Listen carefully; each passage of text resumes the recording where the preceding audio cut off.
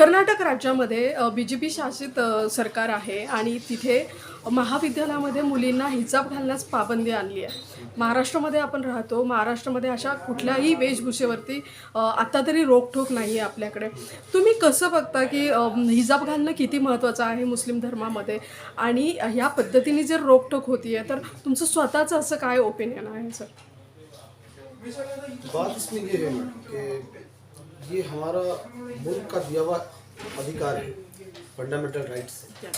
और इसके अंदर कोई तीसरे मुदाखलत के या पहने या ना पहने ये राय रखना या उस पर ज़बरदस्ती करना ये मुनासिब नहीं, क्योंकि हमारे मुल्क के अंदर हर बाशिंदे को अपनी मर्ज़ी से जीने का पूरा अधिकार दिया हुआ है। उसके मज़हब के अतबार से, उसके खाने पीने के अतबार से, उसके रहन सहन के अतबार से पूरा इख्तियार दिया हुआ है। ये नहीं है कि कोई तीसरा आदमी आकर के किसी पर ज़बरदस्ती करे कि आप ये खाएंगे, ये पहनेंगे और इस तरीके से जिएंगे।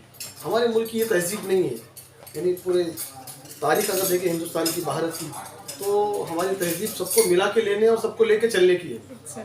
ये जब से आज़ादी हुई, आज़ादी के पहले से या अब तक किसी भी यानी तरीके से ये कोई ज़बरदस्ती नहीं है। ये नहीं कहा गया या पॉलिटिकल माध्यम से, पुलिस के माध्यम से है और किसी माध्यम से, ऐसी कोई ज़बरदस्ती नहीं है। तो ये होना मुनासिब बात नहीं है। हमारे मुल्क की सारी दुनिया में एक चर्चा है, अच्छी पहचान है।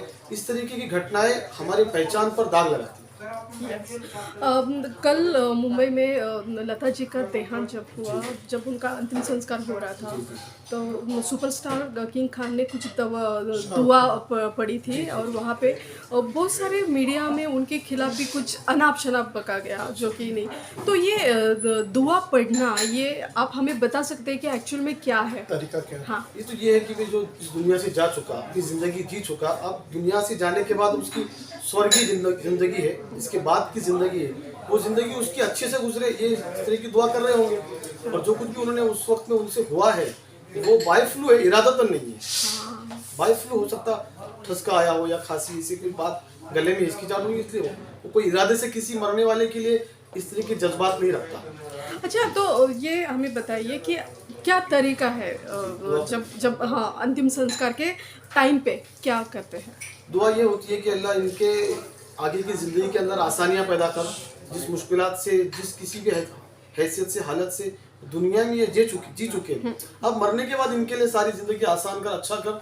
और हम दुआ करते हैं कि भाई हमारे अच्छे जज्बात, अच्छे दुआएं इनके साथ। तो फूंक मारते हैं? हाँ, ऐसा दुआ करते हैं आग डाल के और फूंक मारते हैं। आप क्या सोचते हैं ये सारी चीजों का जो राजकारण किया जा रहा है, हाँ, राजकारण के लिए इन सारी चीजों का जो यूज किया जा रहा है, अभी इलेक्शंस भी है, तो आप क्या सोचते हैं इस सारी चीजों के बारे में? कुछ लोग रहते हैं मैडम कि इस तरीके का हालात का और इस तरह की घटनाओं का फ़ायदा उठाना चाहते हैं। कोई भी मुद्दा ऐसा मिल जाए जिससे समाज में, दो समाज में या दो मजहबों में दूरियां पैदा हो जाए, बस एक सब्जेक्ट बनाना चाहते हैं। उनके पास दूसरा कोई काम नहीं है, बस यही एक काम है कि किसी तरीके से कोई ऐसी घटना मिल जाए, उनको कोई ऐसा वाकया मिल जाए जिससे दो समाज जो जुड़ के मिल के रह रहे हैं और इस मुल्क की तरक्की के अंदर अपना साथ दे रहे हैं, उसको तोड़ करके अपने आप को किस तरीके से पब्लिसिटी में लाना, किस तरीके से असल मुद्दे से हटाकर इस मुद्दे पे लेके जाना, ये मकसद है इन लोगों। आप क्या संदेश देना चाहोगे जो इस सारे पूरे इंडियंस को, राजकारण से दूर रहे,